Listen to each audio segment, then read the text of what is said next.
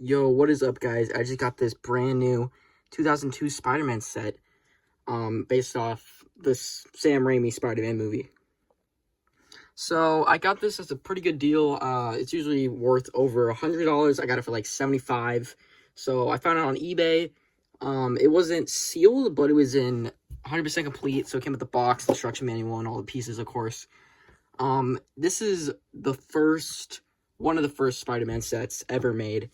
This came out in 2002 and was in the next year. You see, this is Studios. This is a Studios line. Next year, they have the Spider-Man line, which is, of course, this is kind of like a blacker box. The Spider-Man line kind of have a bluer box. So that's how you can kind of tell the difference. But yeah, let's look at the set. So here are the two figures, Mary Jane and Green Goblin. This is the first Green Goblin ever made. This is such a cool figure. See, the main difference between this figure and the one in the later year is that the later one had the reflective eyes. This was just the plain head mold. This had nothing really that special. It is still a really good figure, but I think it's a little bit more of a downgrade from the 2003.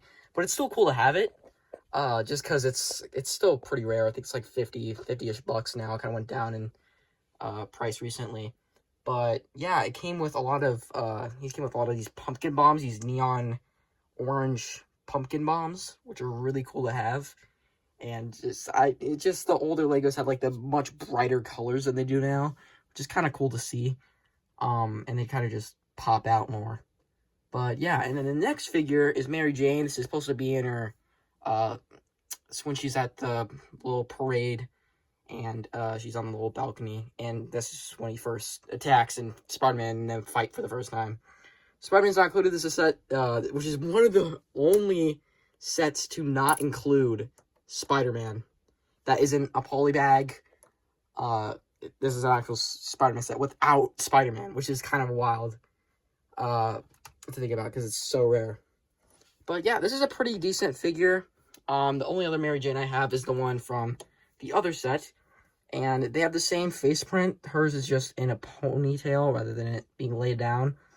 And this is a pretty cool figure. I like this one a little bit more, but this is still a really good figure for one of her most iconic outfits in the movie. But anyways, let's move on to the actual set. One thing about the Studios line is that the main idea was you can make your stop motion movies. The camera did not come in this set. I think it came in a Jurassic Park studio set. But if you look, there's a little clapper, like the little thing they use to end a scene. And if you carry out a frame, it looks like he's flying. And that's kind of the idea.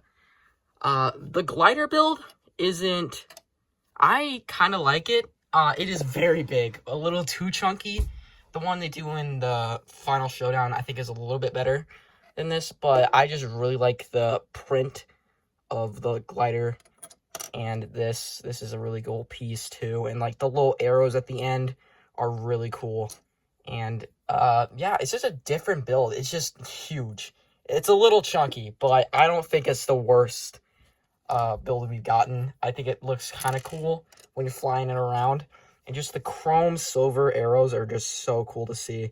And of course, you can hold the pumpkin bombs, and it's pretty accurate to the movie, I would say. Like, it kind of overlaps, the purple wings overlap, and there is this, like, blue, like, if I put an image of it, you can kind of see what I'm talking about. So it's a very hard glider to make, I do say. This is the one I made, like a little custom one that I made. It is a very hard glider to make, but, yeah. The one in later years, the No Way Home set was pretty good for this glider, too. But yeah, this is just the first glider ever. And of course, you can just, have him on here and have him fly around. And the other parts of this set are kind of, it's like random set pieces. So you got these lanterns, flames. Not that interesting, but if you look, I think it's in the instruction. I might have to go get that. Hold up. So yeah, there was this other Studios Spider-Man set. If you can see it, it's kind of hard. It's kind of been folded a lot. But the idea is that you could combine these two sets to make a bigger set.